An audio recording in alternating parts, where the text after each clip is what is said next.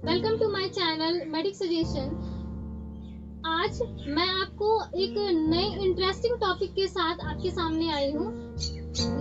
मैं आज बात चर्चा करने वाली हूँ डिप्रेशन। जो आपने नॉर्मली अपनी सोसाइटी में सुना होगा कि ये डिप्रेशन से जूझ रहा है, या फिर ये सारी पता नहीं उन्हें किस परेशानी की वजह से वो डिप्रेशन में चला गया। ये सारी चीजों को सुनने के बाद आपको ये बार बार आपके मन में ये ख्याल आता होगा कि ये आखिर होता कैसे है और ये चीजों को कैसे बदला जा सकता है, या फिर उसे रिकवर हम कैसे कर सकते हैं। तो मैं कुछ आपको इसमें टिप्स बताऊंगी, या फिर 7 ऐसे पॉइंट्स पे मैं बात करूंगी जिससे आप अगर इससे पीड़ित हैं या फिर आपके आसपास आस पड़ोस कोई भी पीड़ित है तो आप उसे दूर करने के लिए आप सुझाव दे सकते हैं। और सबसे बड़ी बात यह है कि जब भी आप कोई थेरेपी, मेडिकेशन या फिर कुछ भी ट्रीटमेंट आप लेते हैं तो आपको पैसे खर्च करने की जरूरत पड़ती है। लेकिन आपको मैं इस वीडियो में आपको इन चीजों को बता के आप इन सारी चीजों से आपको कोई भी पैसे खर्च करने की जरूरत नहीं है।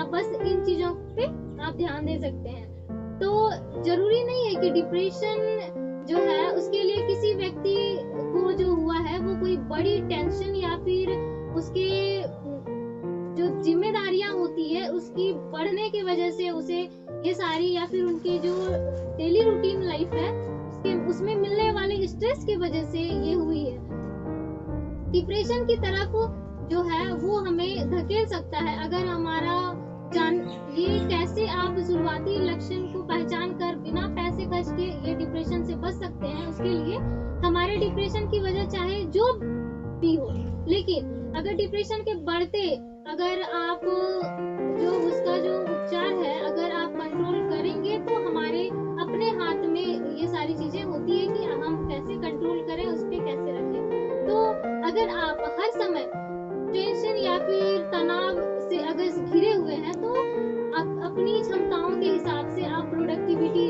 नहीं दे पाते हैं, या फिर फैमिली या फ्रेंड जो है उससे बात करने में मन नहीं लग रहा है या मन नहीं करता है, छोटी छोटी बात पर आप एग्रेसिविटी बढ़ती है या रिएक्ट करते हैं, तो आप ये सारे कुछ लक्षण हैं जो आप मीन्स आपका अर्ली सिम्टम्स है कि आप उस डिप्रेशन की ओर जा रहे हैं। ऐसे में कैसे खुद को मजबूत बनाना है, तो डिप्रेशन से बचने के लिए हमें जरूरी है कि आप खुद को मेंटली मजबूत बनाएं, और जो मेडिटेशन है आप एक्सरसाइज भी आप साथ कर सकते हैं। और आपको लग रहा होगा कि एक्सरसाइज से अगर आपका शरीर मजबूत हो रहा है, लेकिन अगर आप एक्सरसाइज ले रहे हैं तो हमारे ब्रेन पे इसका क्या असर हो रहा है। तो फिजिकली जो हमारा एक्टिव रहते हैं, जैसे कि आप एक्सरसाइज या फिर डांस करते हैं, तो इससे बॉडी में ब्लड का सर्कुलेशन बढ़ता है और जो हमारे ब्रेन है उसमें ऑक्सीजन का जो लेवल है वो भी बढ़ता है और हमारे दिमाग को शांत रखता है। और हैप्पी का जो हार्मोन्स है वो प्रोड्यूस होता है, और ये हार्मोन्स हमें खुश रखने में और तनाव से दूर करने में हमें ताकत देती है।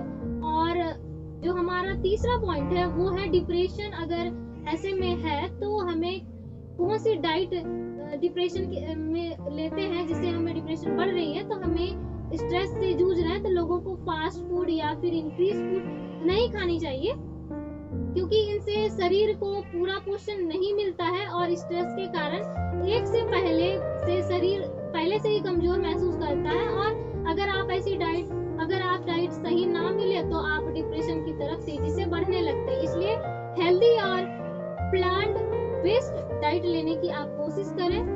और मेरा जो चौथा पॉइंट है वो है तनाव से बचने का तरीका। अगर हम किसी भी वजह से अपना स्ट्रेस लेवल को बढ़ने का अगर लगा है तो हमें ओपन प्लेस में जाएं, जैसे कि कोशिश करें कि आप गार्डन या फिर ग्रीनरी से भरा कोई प्लेस हो जहाँ पे आप गहरी और लंबी सांस लें, और फोकस करें कि गहरी सांस लेने से आपके ब्रेन में ऑक्सीजन का जो लेवल है वो बढ़ता है। और सांसों पे ध्यान अगर हम दें तो हमारा जो ब्रेन है उसका जो तनाव देने वाला जो होते हैं वो हमें डाइवर्स होता है और हमें माइंड को शांत करने में मजबूत करता है।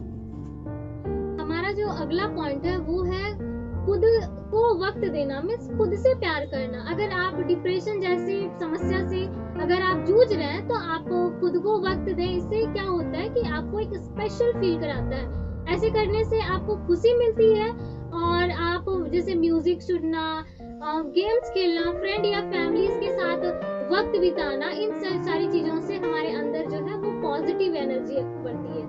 और हमारा जो अगला पॉइंट है वो है दोस्तों के साथ शॉपिंग करना। मीन्स जैसे कि आज का जमाना में हम ऑनलाइन शॉपिंग करते हैं, घर बैठे ही हम सामान मंगा लेते हैं। अगर हमारे पास ऑप्शंस है, अगर मार्केट अगर मौजूद है, मॉल्स मौजूद है, अगर ऐसा रहता है तो हमें अपने फ्रेंड्स के साथ मिलजुल कर हमें एंजॉय करना चाहिए, एंजॉय वाला माहौल में रहना चाहिए। तभी ये पॉसिबल है कि हम अपने लिए और शॉपिंग के लिए वक्त निकालें। इसके लिए स्ट्रेस और तनाव होने पर कभी शॉपिंग या फिर किसी आउटिंग या फिर कभी म्यूजिक या मूवीज जो है उसे फन के लिए दोस्तों के साथ बाहर जाए। इससे भी स्ट्रेस कम होने का चांसेस रहती है। और हमारा दूसरा और जो हमारा अगला पॉइंट है वो है नेचर के साथ।